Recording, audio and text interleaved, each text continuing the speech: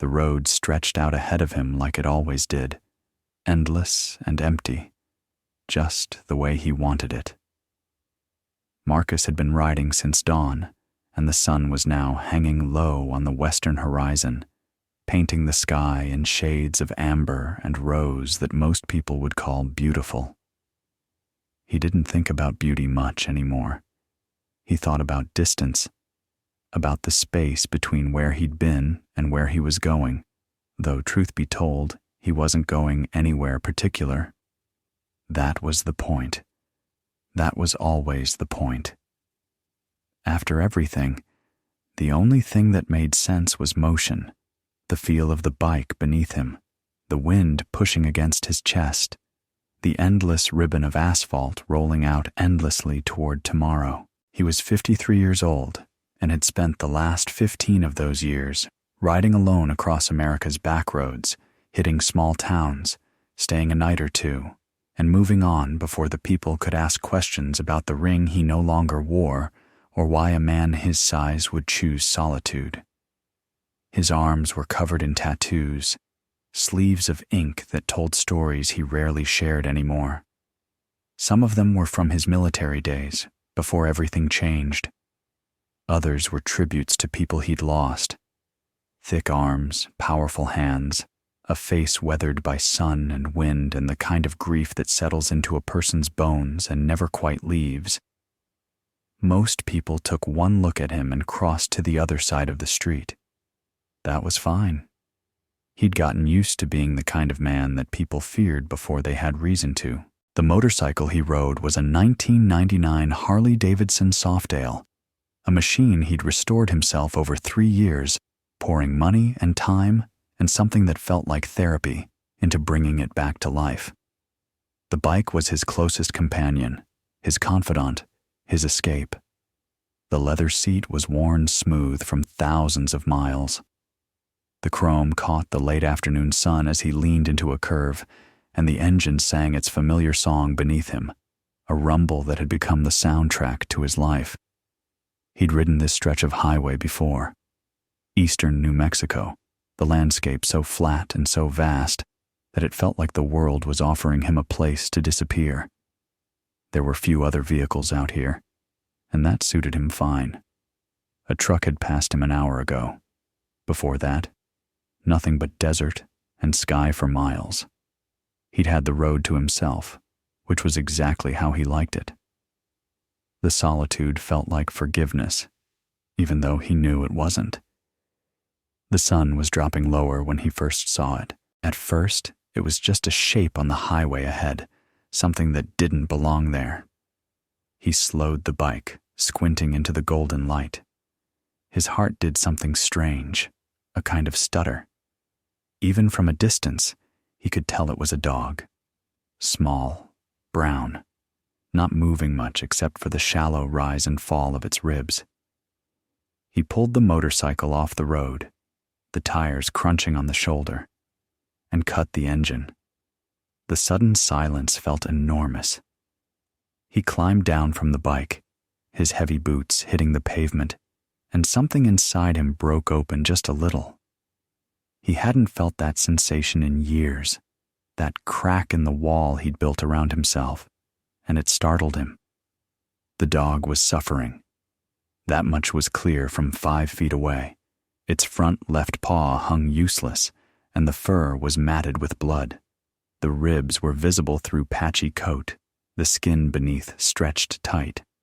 A collar hung loose around its neck, the kind that came from a pet store, meant for a loved animal. But this animal wasn't loved, not anymore. Someone had driven past this suffering and not stopped. Lots of people probably had. Marcus knelt down slowly, his large frame folding carefully so as not to frighten the animal further. The dog's eyes opened, tracking him, filled with a kind of primal fear that Marcus recognized because he felt it too, sometimes, in the quiet hours before dawn.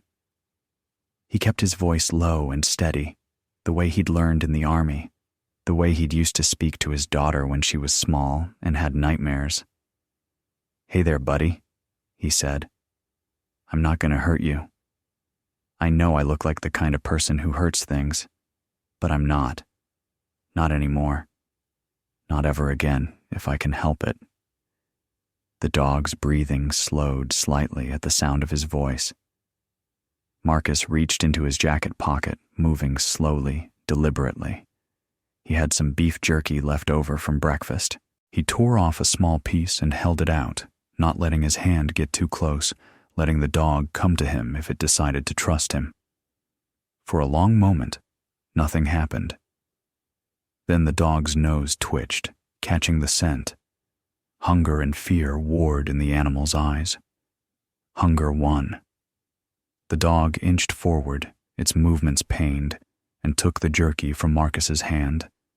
He let it eat before speaking again. "That's right. You're okay. You're going to be okay."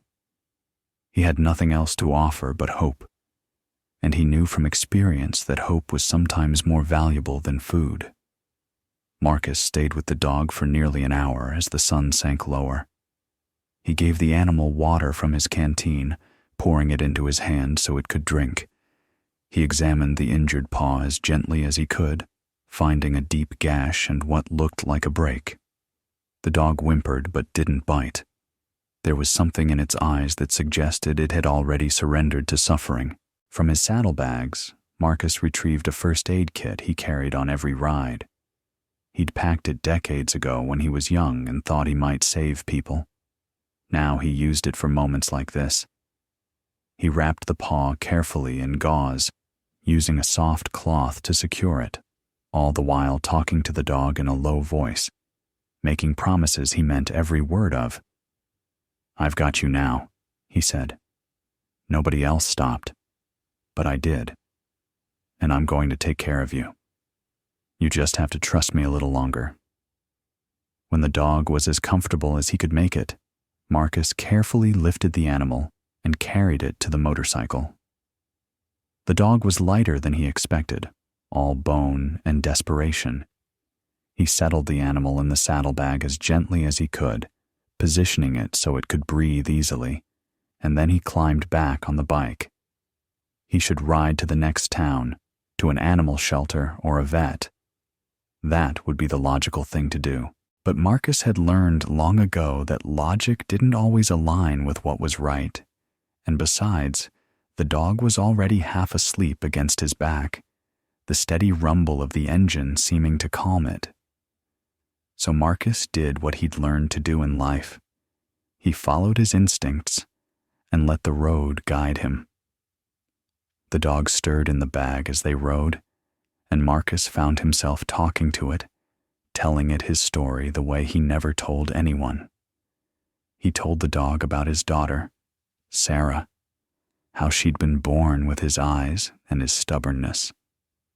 He told it about the day the cancer came, how it had taken her from him in 3 years, stealing her away piece by piece until all that was left was memory. He told it about his ex-wife, how they'd loved each other once but couldn't survive the kind of grief that required 2 separate beds, 2 separate bathrooms, 2 separate houses. He told it about joining the Marines at 18, about the things he'd done in service to his country, about the men he'd lost, about the day his best friend took a bullet that was meant for him. The dog didn't judge any of it. The dog just listened the way animals do, with a kind of unconditional presence that Marcus had learned was far rarer than people realized. They rode for another hour, the road becoming less traveled, the landscape more desolate. Marcus wasn't following a map, he never did. But something, maybe intuition, or maybe just the way the dog shifted slightly when they passed a dirt road, made him slow down and turn. The bike bounced along the unpaved surface, dust rising in their wake, the sky overhead shifting from gold to purple as the sun sank lower. The farmhouse appeared suddenly as they crested a small rise, and Marcus knew immediately that something about this place was wrong.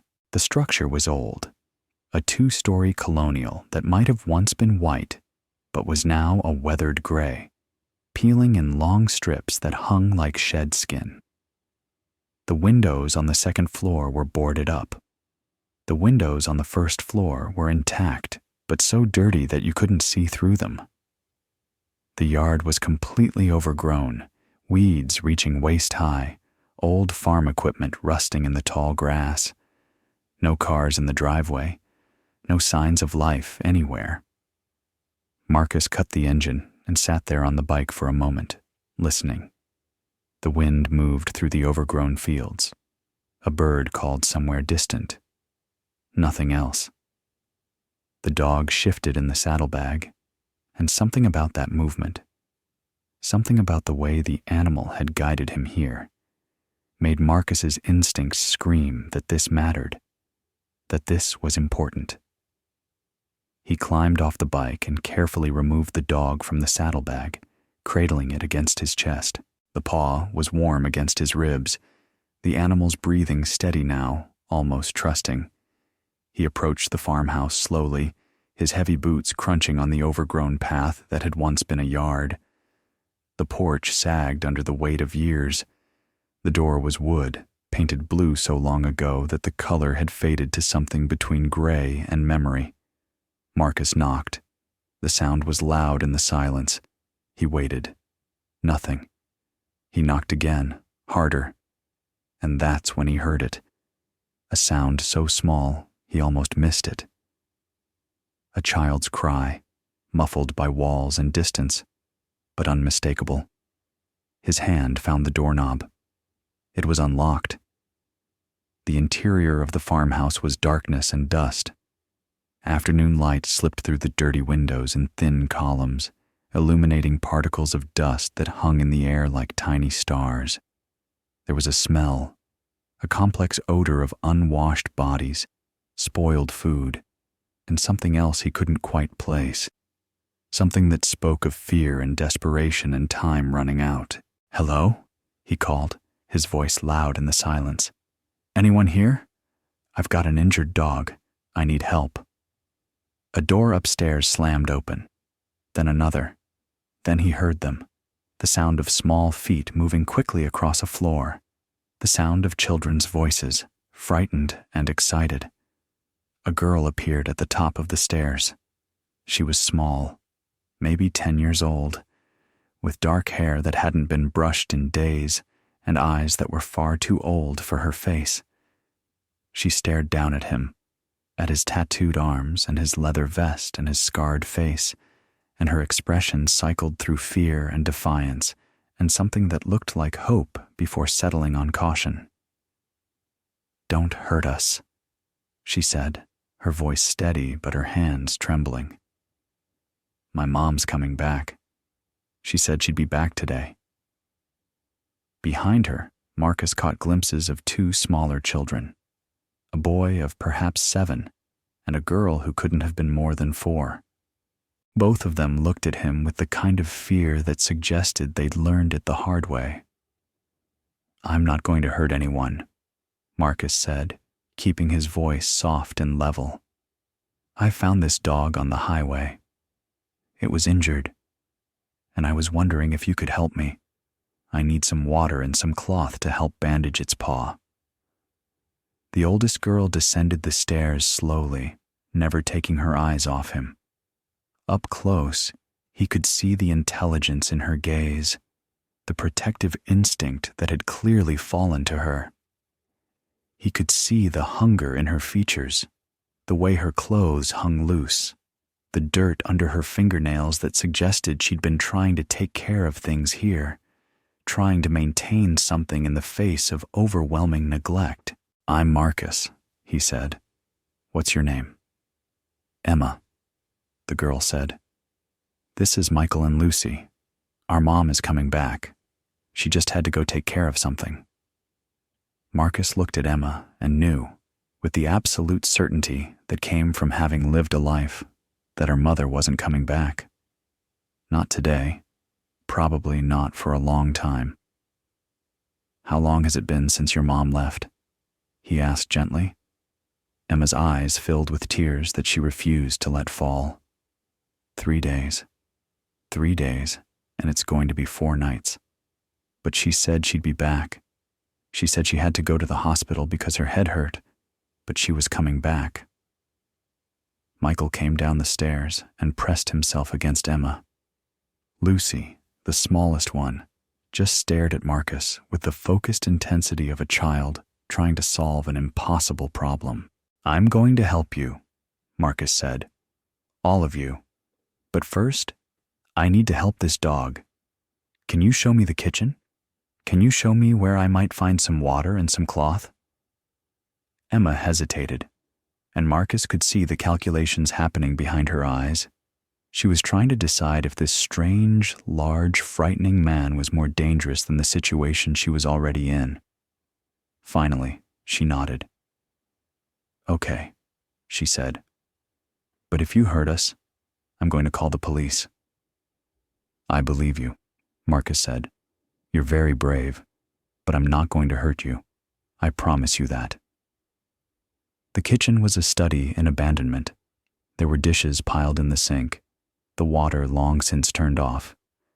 The refrigerator stood open, empty, except for a jar of expired peanut butter and a carton of milk that had turned to something resembling concrete. There were only a few cans in the cabinets, some rice, some cereal that had been opened months ago. But there was a bucket, and Marcus found a hose outside that still had water flowing. He filled the bucket and brought it inside. He washed the dog's paw carefully, the animal whimpering but holding still, trusting him now in a way that broke his heart. He found some clean towels, torn some into strips, and made fresh bandages. The dog licked his face when he was done, a small pink tongue against his scarred cheek, and Marcus felt something move in his chest, a kind of opening that he hadn't allowed in years. The children watched him work, and as they watched, they began to relax slightly. Lucy came closer, drawn to the dog.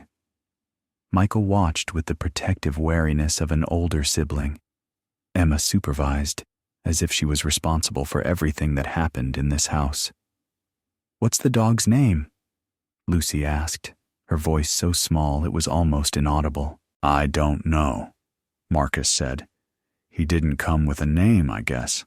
What do you want to call him?" Lucy thought about this with the seriousness that only children could bring to simple questions. "Scout," she said finally, "like in the books. Mommy read us books with dogs." "Scout," Marcus repeated. "That's a good name, a brave name. Scout's going to be okay now. I'm going to make sure of it." He looked up at Emma, who was watching him with those ancient eyes, and he made a decision that would change everything. "I'm going to stay here tonight," he said. "I'm going to make sure all of you are okay, and tomorrow, I'm going to call some people who can help." The tears Emma had been holding back finally came, silent streams down her dirty cheeks. She didn't ask why. She didn't question it. She just nodded, and that nod felt like a responsibility the size of the world. That night, Marcus stayed in the farmhouse with 3 hungry children and a wounded dog. He found some canned vegetables and rice, and he made a kind of soup, nothing fancy, but hot and nourishing. He sat at the kitchen table while the children ate slowly, savoring each spoonful, and he made a mental note of the exact texture of their hunger. He would not forget this. He would not let this happen to them again. He called his MC that night, using a phone that didn't work until he found the main line outside and plugged it back in. He called Stone, who'd been his president for 12 years, and he told him the situation. He didn't ask. He stated what needed to be done, the way he'd learned to do in a life where asking didn't always get you the answers you needed. "I'll be there at sunrise," Stone said. "What do you need?" "Everything," Marcus said. "Food, medicine, a doctor for the dog and the kids, CPS probably, but handled carefully so they don't get torn apart by the system. And tools. We're going to fix this place. We're going to make it safe. Consider it done, brother. When he hung up, Marcus sat with Scout's head in his lap and felt something like peace settle over him for the first time in 15 years. Marcus stayed awake that entire first night, sitting on a worn chair in the corner of the living room, watching over the sleeping children and Scout.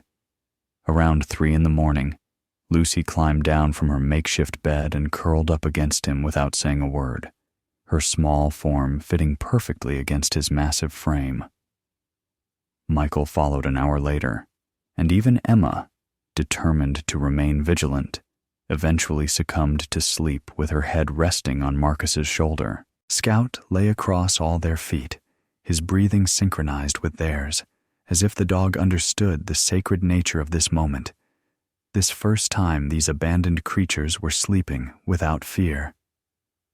The morning light found them all exactly like that, tangled together in a heap of damaged people and rescued animals learning to trust again.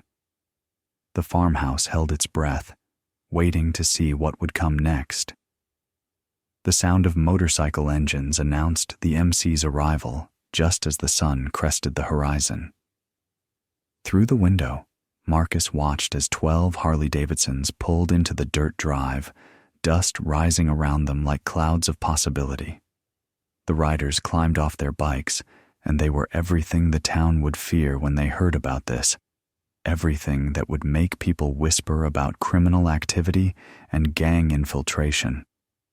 They were also everything those children needed right now: strong hands, loyalty, purpose, the kind of brotherhood that transcended blood.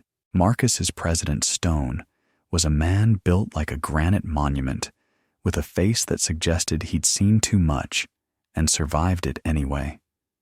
Beside him was Danny, who'd been a mechanic in the civilian world and was better than any doctor Marcus knew when it came to fixing broken things, whether they were engines or people. They found Marcus on the porch, standing guard. "Let's see what we've got," Stone said without preamble. Stone wasn't the kind of man for wasted words. Marcus told him everything. He watched the expressions on his brothers' faces shift from professional compassion to something deeper, something that came from having experienced their own losses, their own reasons for riding alone until they found a family that didn't judge them. Stone's jaw tightened. Danny closed his eyes for a moment. Another rider, a man called Phoenix who'd lost his own daughter to leukemia 5 years ago, had to turn away for a moment to collect himself. "The children first," Marcus said. "Food, medical checks, safety assessments. Scout needs a vet, real medical attention.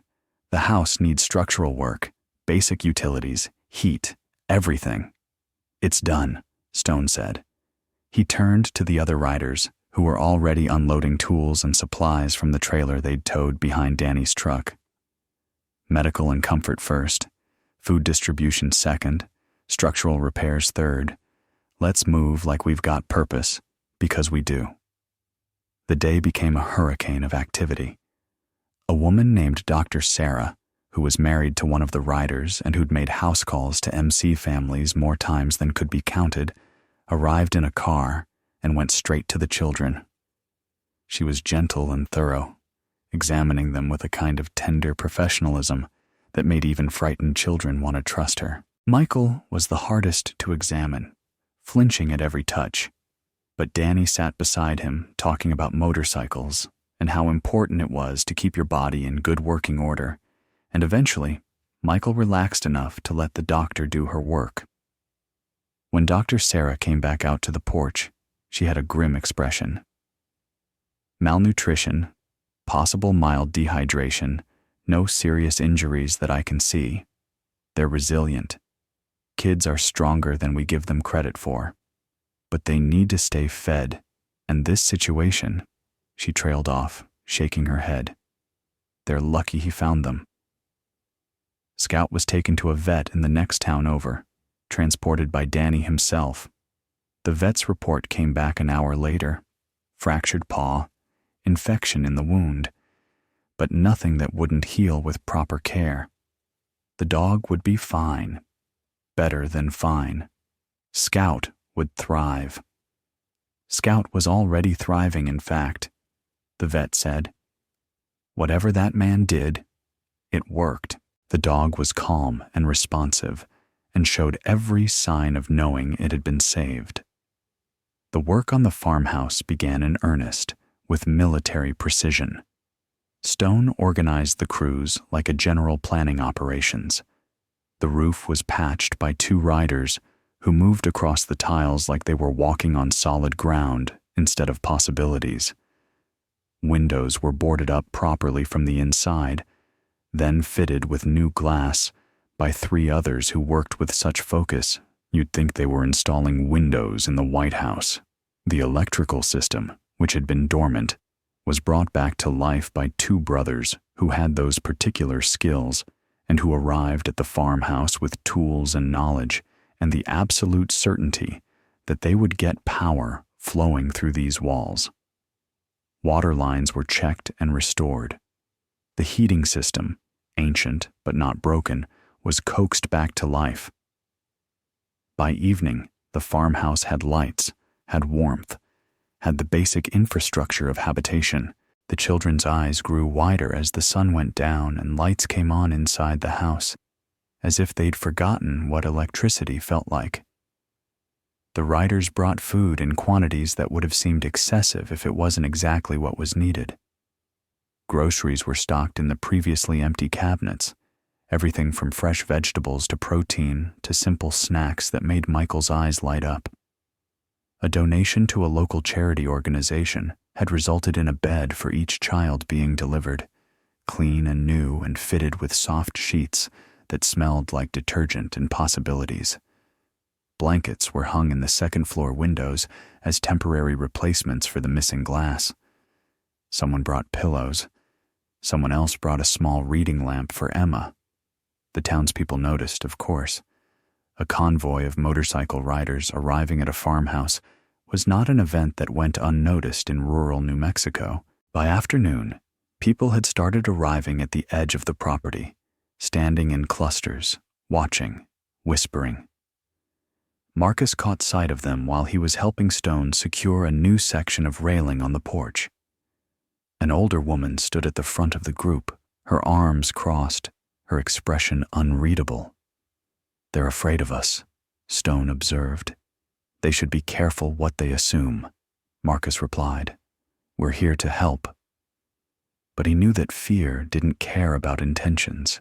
Fear was a powerful thing, and people feared what they didn't understand. 3 days ago, he'd been afraid of himself, afraid of what he carried inside him, afraid that he was fundamentally broken. Now he was someone else, someone with purpose, someone with a reason to be more than a ghost on a motorcycle. The next morning, Marcus made a decision.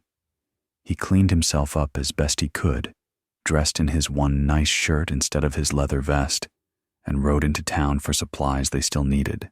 He tied Scout's bandaged paw to the bike gently, carefully, and the dog rode behind him like a passenger accustomed to travel. When he walked into Rosie's diner on Main Street, the effect was immediate and chilling.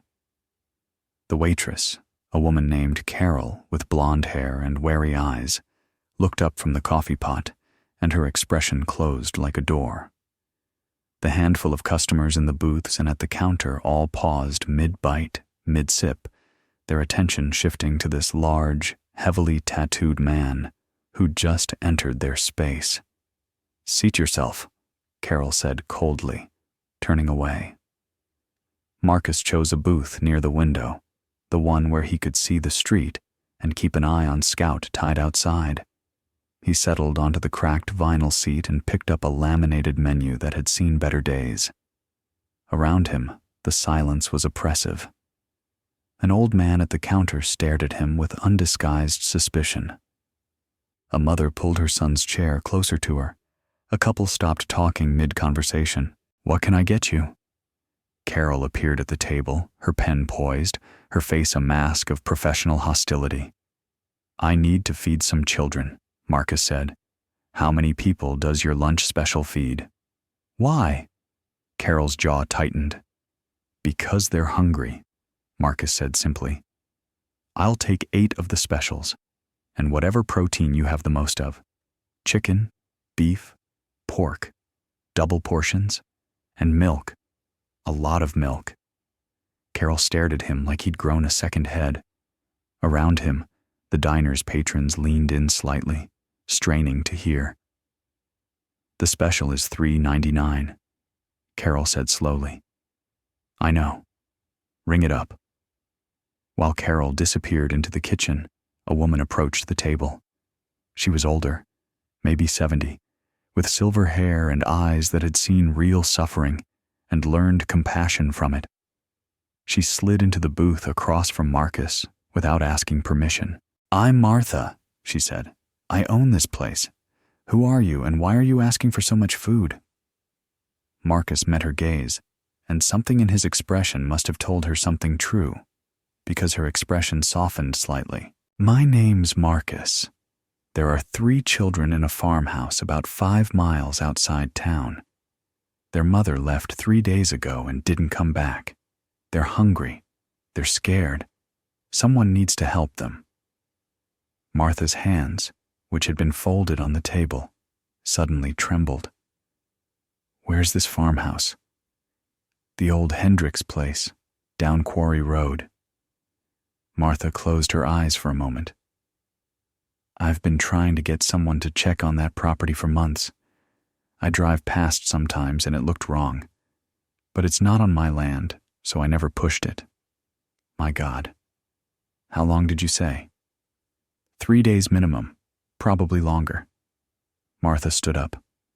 "Carol," she called to the kitchen. "Add 2 of my chicken pot pies to that order, and the bean soup, and some of those rolls with butter. And don't you dare charge this man." Carol appeared, confusion written across her face. "Martha?" "There are hungry children," Martha said simply. "We fix that." The shift in the diner was subtle but complete. The man at the counter looked away from Marcus with something like shame. The mother with the young son caught Martha's eye and nodded slightly. A younger man, maybe in his 30s, stood up. "I'm James," he said, walking over. "I'm the hardware store owner. If those kids need anything for that house, anything at all, you tell me and I'll deliver it." "The electricity's been restored," Marcus said. "But there are still some window frames that need attention, and the roof could use better sealing before winter. I'll be out there tomorrow," James said. Martha sat back down across from Marcus, and her eyes were wet. "Tell me about these children," she said. Marcus told her. He told her about Emma's bravery, about Michael's protective instinct, about Lucy's wonder at the simple things. He told her about Scout, about how a dog on the highway had led him to a farmhouse where he was needed. And as he talked, Martha leaned forward, hanging on every word, her entire body language shifting from suspicion to investment. "The oldest is very intelligent," Marcus said. "She's been trying to take care of the others. She's got a gift for organizing things, for making plans. Michael is quiet but strong. Lucy just needs someone to be patient with her, to show her that the world isn't just scary." "And you're staying with them?" Martha asked. "Yes." "You're going to need more help than just what you're doing," Martha said. She stood up. "Wait here." She walked to the phone at the register and started making calls. By the time Carol emerged from the kitchen with multiple bags of food, Martha had organized a community response. The church would provide additional food supplies. The school district would work with the children on their missed education. The doctor's office would do pro bono checkups. The sheriff, once Martha explained the situation, would handle the legal aspects carefully and correctly. "There are good people in this town," Martha said, returning to the table. But sometimes they just need someone to show them what's right. Marcus packed the food carefully into Scout's saddlebag, leaving room for the dog to ride comfortably. Martha walked him out to the bike, and when she saw Scout, her hand went to her mouth. "That poor thing," she whispered, touching the dog's ears gently. Scout's tail wagged. "He's going to be okay," Marcus said. "They all are." "Because of you," Martha said. "Because you stopped." Marcus climbed on the bike, and Scout settled behind him, secure and calm. As he rode out of town, he caught sight of himself in the diner window, and for the first time in 15 years, he didn't see a man to be feared. He saw a man who mattered. The difference was everything. When Marcus returned to the farmhouse, the children came running. Emma had organized the others into a greeting committee, and they surrounded Marcus as he carefully lifted Scout down from the bike. The dog's tail wagged so hard it seemed to shake his entire body. "Martha sent food," Marcus said, showing them the bags. "Who's Martha?" Emma asked. "Someone who's going to help us," Marcus said. "Someone who believes in you." The situation with the children required careful navigation. CPS couldn't be avoided, but Marcus made it clear to Stone that it would happen on their terms, with proper preparation. They documented everything. They brought in legal aid through a contact one of the riders had. They established a support network that was substantial and loving and wasn't going anywhere. When a social worker finally arrived 3 days later, she found a house that was functional, clean, and full of evidence of care and attention. Emma's mother was found in a hospital in Las Cruces, her body weakened by substance abuse, her mind struggling to recover from an overdose. She loved her children in the way that broken people love things, desperately, destructively, from a distance that couldn't be bridged. She would recover eventually, the doctors said, but recovery would take time, and custody would be an issue that the courts would handle. Marcus sent her flowers with a card that simply said, "Your children are safe. They're going to be okay." In the meantime, the farmhouse became a home. The townspeople, initially fearful of the bikers, began to change their minds when they realized what was actually happening. Martha became a fixture at the farmhouse, bringing casseroles and apple pie, but more importantly, bringing the kind of grandmotherly love that filled gaps Marcus didn't even know existed. The sheriff, after an initial tense conversation with Stone about the situation, became an advocate for the children rather than an obstacle. "I've been checking on this property for months," the sheriff admitted. "Never got a warrant to actually go inside. You did what I couldn't." The school bus driver, a woman named Patricia, started stopping by the farmhouse every morning to pick up Emma and Michael, but she always took an extra moment to check on them, to make sure they had breakfast, to ask them about their lives. The hardware store owner, James, showed up with materials and spent weekends helping with repairs, teaching Michael how to use tools properly. The church organized a food drive that seemed to appear like magic every few days, staples and treats and everything the growing family needed. Marcus moved into the back bedroom of the farmhouse. He took a leave from the MC, though his brothers made sure he had whatever he needed. He established routines with the children. Mornings were for school, afternoons for chores and learning, evenings for cooking together. He taught Emma how to make pancakes, how to measure flour and sugar, and understand that cooking was chemistry and creativity combined. Michael learned to help with repairs, learning the basic mechanics that would serve him his entire life. Lucy spent her afternoons sitting next to Scout, reading to the dog from picture books, the two of them growing stronger together. One evening, about 2 weeks after Marcus had arrived at the farmhouse, Lucy climbed into his lap while he was sitting on the porch. "Why do you have pictures on your arms?" she asked, tracing a tattoo of a motorcycle with one small finger. "That's Scout," Marcus said, pointing. "Not this Scout, but a Scout I knew before." "What about this one?" Lucy pointed to an angel with wings spread wide. Marcus felt his throat tighten. "That's my daughter, Sarah. She's in heaven." Lucy studied his face with the serious consideration that only children could bring. "She must have been really special," Lucy said. "She was," Marcus managed. "Is that why you're sad sometimes?" Lucy asked. Marcus didn't know what to say. He'd thought he was hiding it better than that. "But you're not sad as much now," Lucy continued. "You smile more. Scout smiles more too. People can smile?" "Scout's not people," Marcus said gently. "But he smiles," Lucy insisted. "When he's happy, you can see it.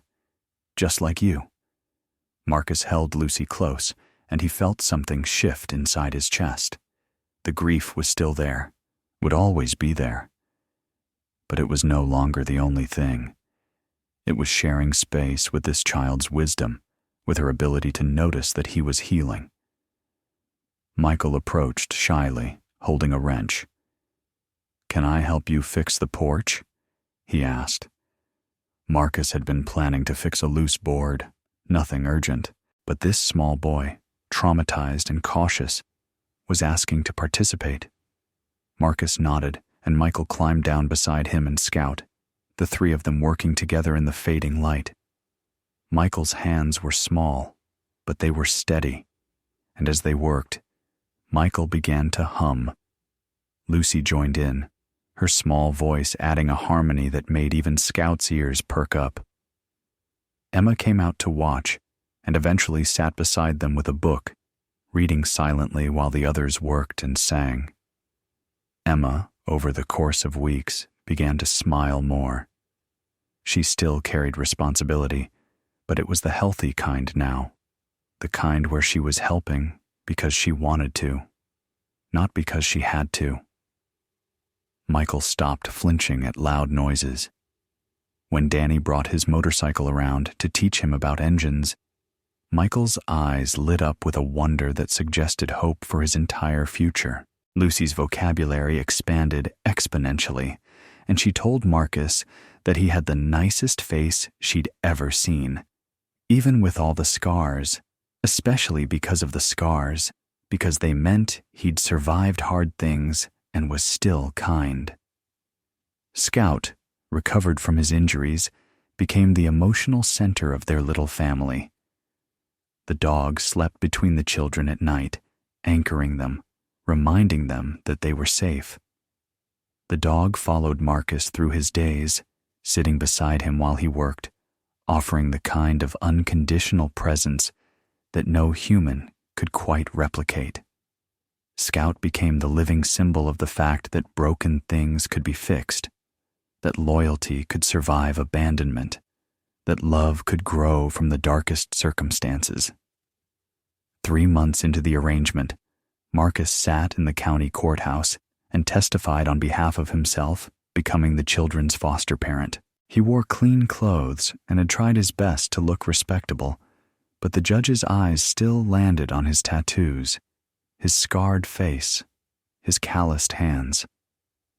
The judge, an older woman named Eleanor, who'd been presiding over family court for 30 years, asked him about his background. He told her about the Marines, about the loss, about the 15 years of riding alone, about the dog on the highway and the children in the farmhouse. He spoke about Scout with the same tenderness he spoke about the children, making it clear that this was a family unit, not an experiment. "You have no prior custody experience," the judge said. "I have a lifetime of knowing what it feels like to be alone when you shouldn't be," Marcus replied. "I have a solid job, a family that supports me, and I'm willing to fight every day for these children to feel safe and loved. That's all I have to offer, but I'm offering it completely." Emma testified next. The judge asked her if she wanted to stay with Marcus. Emma's answer was simple and devastating in its honesty. "He's the only person who ever came back," she said. "Everyone else left, but he stopped his motorcycle on the highway to help a dog, and then he stayed for us." Michael didn't testify, but refused to leave Marcus's side during the proceedings. Lucy, too young to testify formally, had been allowed to visit the judge's chambers, and whatever transpired there had clearly moved the judge deeply. "The court approves the foster placement," Eleanor said, smiling down at them. "Let's reconvene in 6 months to assess progress." Walking out of the courthouse, Marcus had Emma on one side, Michael on the other, and Lucy's hand in his. Scout walked beside them, free and healthy and loved. The farmhouse was fully repaired, beautiful in fact, with its white paint restored and its windows clean. The land around it was tended. The future stretched ahead of them, not empty, but full. It took 2 more years, but eventually the adoption was finalized. Marcus legally became the father of 3 children and the guardian of a dog named Scout. The MC showed up for the celebration, filling the farmhouse and the yard with their presence, their brotherhood extending to the family that had been built from rescuing a dog and listening to the cries of children. Stone gave a speech that made even the toughest riders wipe their eyes. Martha brought 3 enormous cakes and cried happy tears while the children blew out candles. Standing on the porch on a summer evening, Marcus watched his daughter Emma teach his youngest, Lucy, how to change the oil on a motorcycle. Scout lay at their feet, his gray-tinted muzzle resting on paws that had healed perfectly. Michael came out of the house wiping his hands on a rag, having just fixed the kitchen sink, and pressed a cold glass of water into Marcus's hand. "I made it myself," Michael said, his usual quiet manner giving way to genuine pride. "I know," Marcus said. "I can taste the care in it."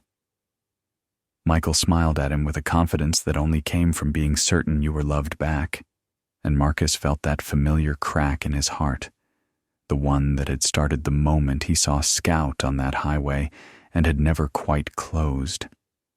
But this crack was different.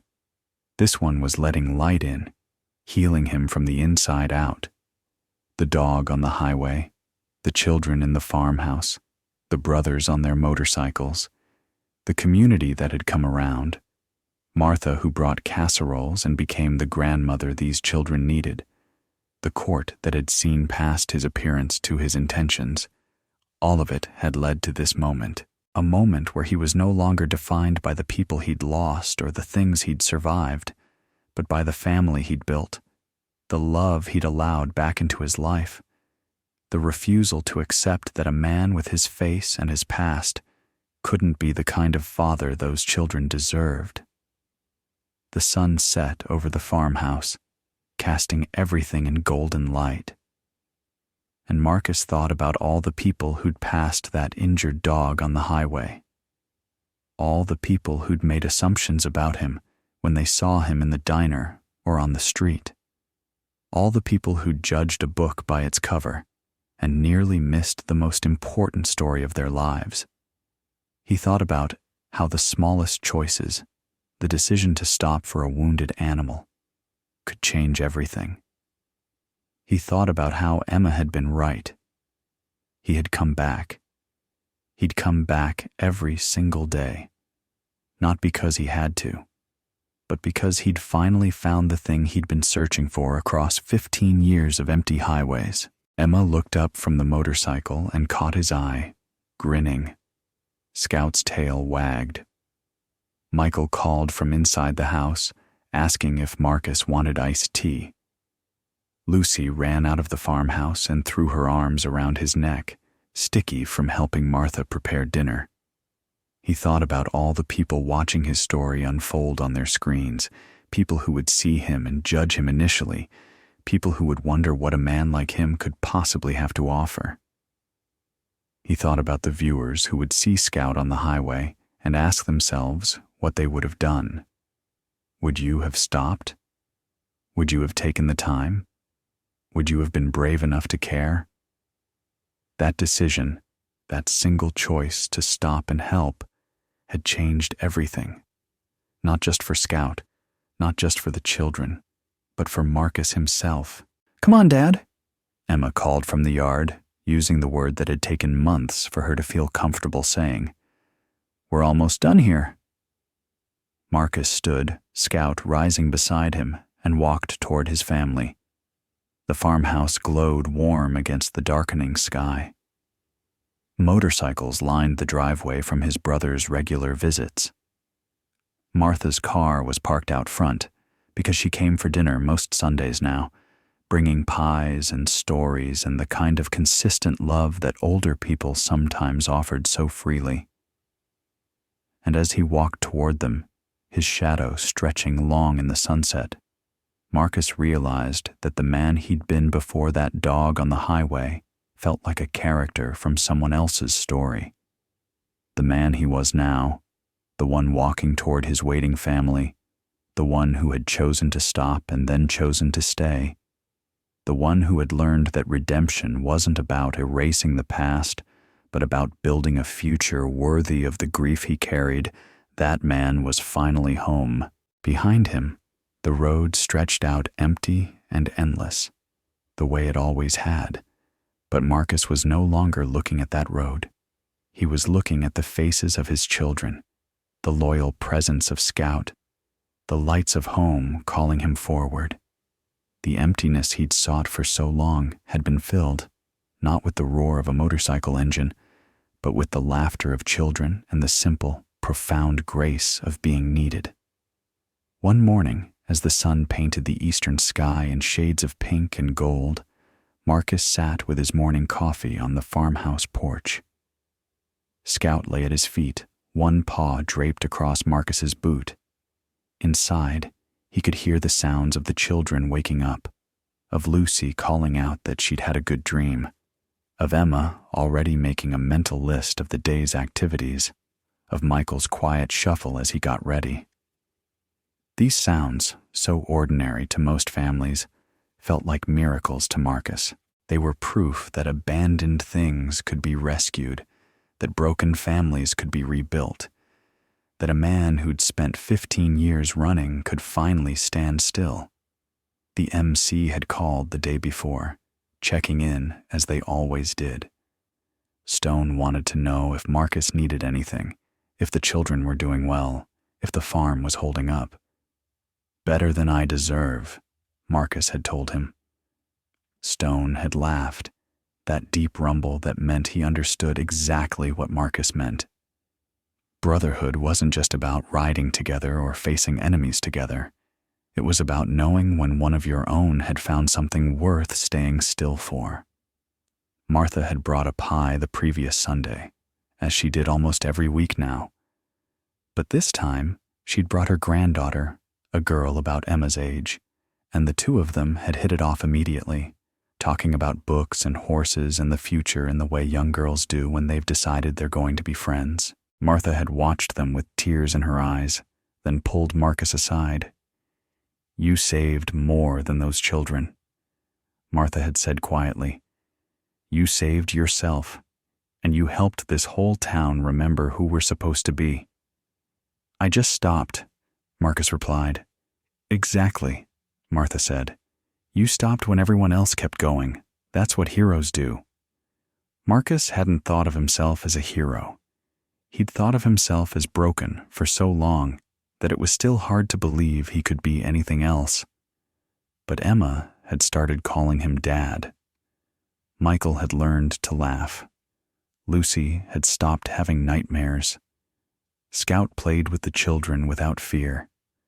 The farmhouse, which had been a tomb of abandonment, was now a home filled with the sounds of life, of growth, of hope. And if you're watching this story, ask yourself, what would you do? Would you stop for the dog on the highway? Would you open your heart to children you didn't know? Would you believe that a man who looks like Marcus, with his tattoos and his scars and his weathered face, could be exactly what a broken family needed? That's the question that matters. That's always been the question that matters. Because the truth is, none of this was supposed to happen. Marcus was supposed to ride through that day and never look back, like he had on 100 other days. The dog was supposed to be another loss, another moment of pain that he'd carry with him like a stone in his chest. The children were supposed to remain invisible to the world, slowly disappearing, slowly fading, until no one remembered they'd ever existed at all. The town was supposed to stay afraid of the bikers, and the bikers were supposed to stay isolated from the community, and the farmhouse was supposed to remain a monument to human indifference.